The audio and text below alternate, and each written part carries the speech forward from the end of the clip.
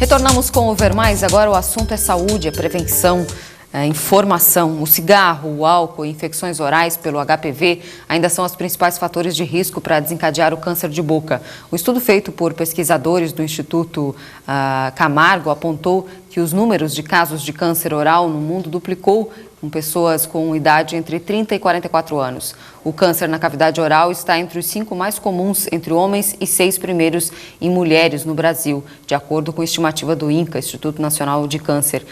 E por isso foi criado o Julho Verde, como uma forma de conscientizar sobre os riscos do câncer de cabeça e pescoço.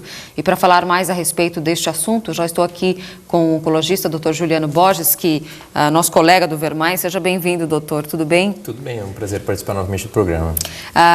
Que bacana, né, que foi criado esse mês para que seja falado sobre conscientização, para que seja trazida à tona informação a respeito desses tipos de câncer, que quando a gente entra em contato com esse tipo de informação, de que a incidência é muito grande, a gente se espanta, né, doutor? De fato, as pessoas não ficam sabendo disso, né? Isso mesmo, na verdade, o que chama atenção no Julho Verde é que é um tumor muito pouco falado, né? Então, na verdade, o programa do Julho Verde começou o ano passado e na verdade, ele é um comparativo mesmo com já o programa do Outubro Rosa para o câncer de mama, o azul do novembro para o câncer de próstata. A ideia é que ele se torne essa referência. Isso, e como já comentou, na verdade, ele está entre os 6 tumores mais comuns, tanto entre mulheres quanto entre homens. Então, na verdade, é algo que é de extrema importância ser comentado e discutido com relação a esse tipo de tumores. A gente trouxe aí no início, nessa minha abertura, a informação a respeito de câncer de boca, cavidade oral,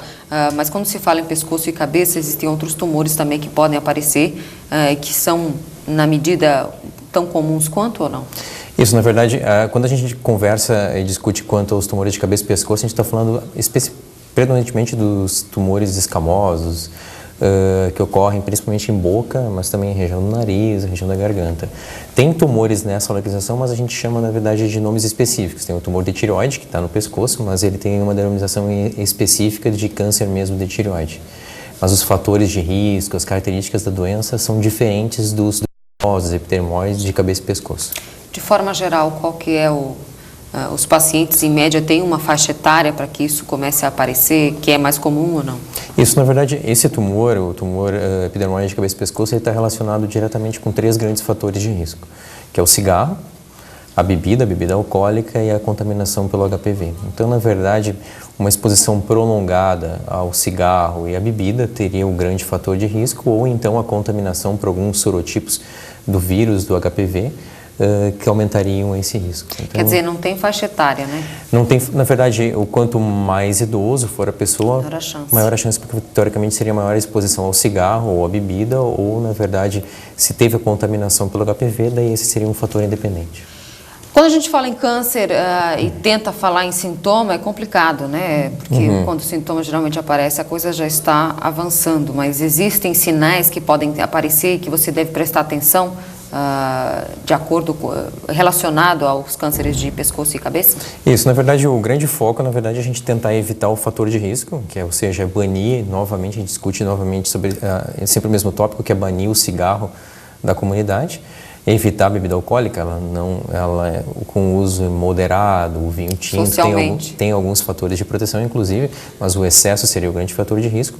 A contaminação pelo HPV, que na verdade parece uma transmissão de mucosa por mucosa, uma transmissão sexual que não teria muito como modificar esse fator de risco, mas se já teve esse fator de risco e desenvolve, habitualmente, o achado mais característico são lesões na boca ou na língua que não cicatrizam por mais de 2, 3 semanas. Então, se tem uma ferida na boca que está mais de 2 semanas sem cicatrizar, deve procurar atendimento médico, deve discutir com o dentista também, avaliar o motivo por essa ferida não estar cicatrizando. Da mesma forma, se aparecerem algumas ínguas nessa região alta do pescoço, é motivo para procurar atendimento médico. Quer dizer, a íngua pode estar relacionada a alguma coisa? Isso, na verdade, em geral, os tumores, os cânceres, eles têm uma característica bastante semelhante, que é a disseminação principalmente para as ínguas. Então, se eu tenho um tumor na minha cavidade oral, na boca, ele geralmente vai espalhar para essa região aqui do pescoço. Se você que está em casa tiver alguma dúvida, quiser fazer alguma pergunta para o Dr. Juliano, você pode mandar para a gente a sua pergunta através do WhatsApp. Nós temos o número para colocar na tela, produção, tá aí, ó, 9101-5372. Você pode mandar a sua pergunta e a gente repassa aqui para o Dr. Juliano. A gente já vivenciou aqui na TV um caso próximo, né, de uma pessoa que teve câncer na língua e que a gente tem essa ideia de que é uma afta. É alguma coisa, só que não sai, né? E aí você vai medicando, vai fazendo alguma coisa e aquilo permanece. Quer dizer, a gente tem que ter mais atenção com esses detalhes também, né, doutor? Isso mesmo, acho que o grande foco, como tu comentaste, é uma ferida na boca que não melhora, né? Então, por isso que a gente diz esse prazo de 2, 3 semanas de feridas. A gente tem machucados na boca que acontecem, então esses machucados que desaparecem em menos de 2 semanas não seriam a principal característica para o câncer. Mas são as lesões que não melhoram. Essa eu acho que tem que ficar como grande foco. E, novamente, a gente tentar banir os fatores de risco relacionados com esse tumor, que é o tumor de cabeça e pescoço. Mas a gente pensar em cigarro, bebida, são os mesmos fatores de risco para câncer de pulmão, câncer de bexiga. Tem vários outros que podem acontecer, né, doutor? Isso mesmo. O foco, habitualmente, vai girar em torno do cigarro e de excesso de bebida, né, como um fator externo que poderia modificar as características. Hoje, o cenário desses cânceres de cabeça e pescoço, quando a gente fala nesses tipos de câncer, qual que é o prognóstico? Existe uma boa chance? Como é que é geralmente? Isso, na verdade, ele entra ainda como os outros tumores, o quanto mais precoce, mais inicial foi feito o diagnóstico, consegue fazer a ressecção cirúrgica.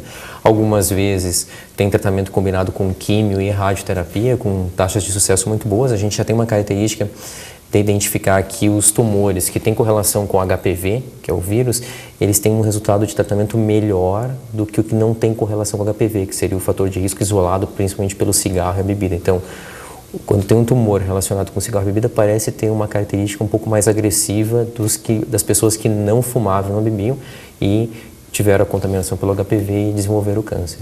Se não responde esses primeiros tratamentos, ainda o tratamento dos tumores de cabeça e pescoço se baseia em quimioterapia, né? Inclusive, a gente tem protocolos aqui em Itajaí de um novo remédio que a gente está em avaliação para câncer de cabeça e pescoço, mas ainda é com quimioterapia. Embora a gente já tem propostas e discussões de a gente começar com imunoterapia, que é uma outra característica ainda não disponível isso para os tumores de cabeça e pescoço, que seriam remédios, anticorpos que a gente aplica no paciente e esse anticorpo age no teu sistema imune e o teu sistema imune que destrói o tumor, né? Então, já tem medicação que estimula a imunidade da pessoa que está com câncer a destruir o tumor.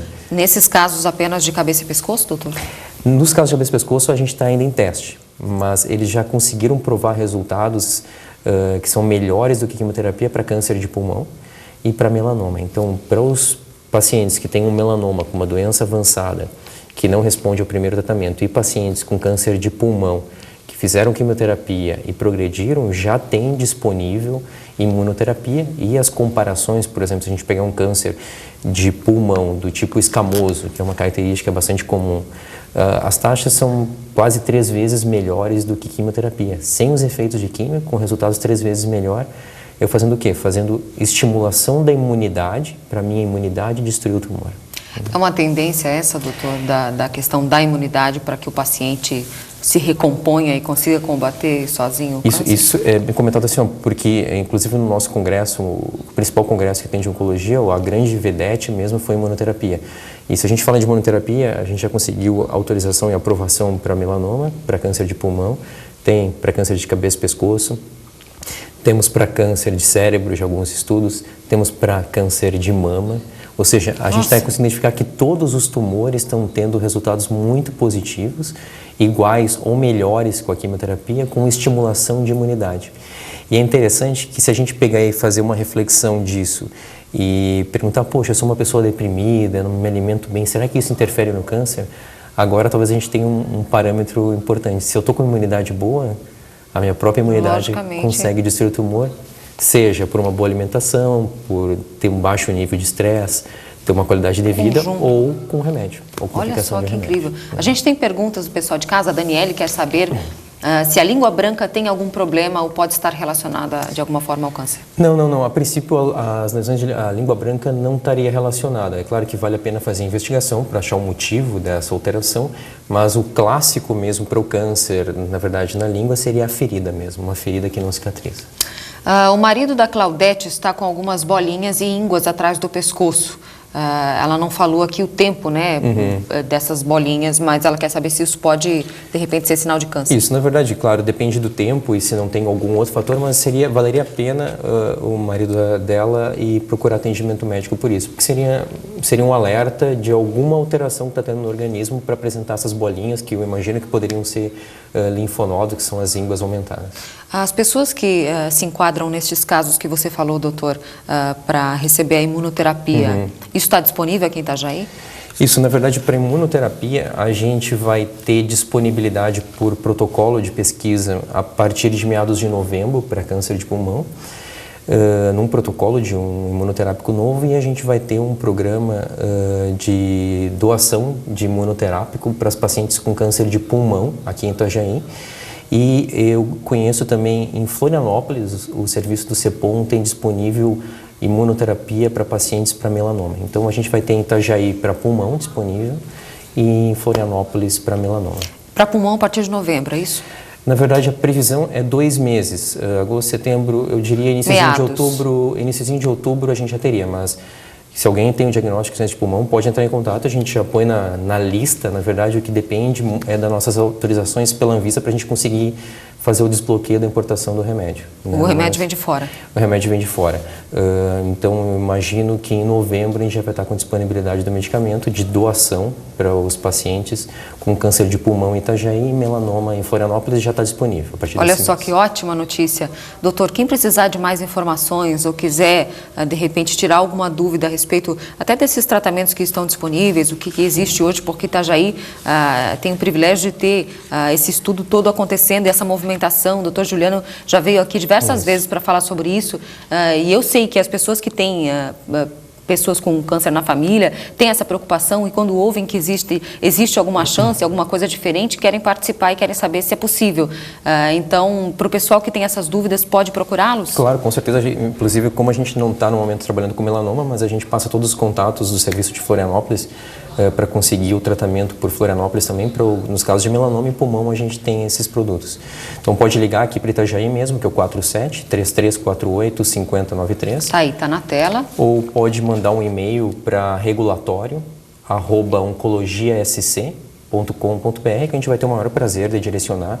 Se a gente não tem aqui, a gente consegue direcionar para São Paulo, para Porto Alegre, para o paciente fazer um tratamento, no caso de imunoterápico, que é um resultado muito melhor do que químio, sem nenhum efeito de quimioterapia. É o sonho, né, de quem tem pacientes com câncer na família ou de quem está passando por essa situação. Obrigada, doutor Juliano. Agradeço. E a você que está em casa, se quiser entrar em contato, vai ser muito bem atendido. O pessoal desses novos projetos ali trabalha com muito carinho e sempre com muita atenção aos pacientes. Obrigada. E sempre que tiver novidades, por favor, nos avise, que a gente quer dar as boas notícias para o pessoal de casa. Muito obrigado.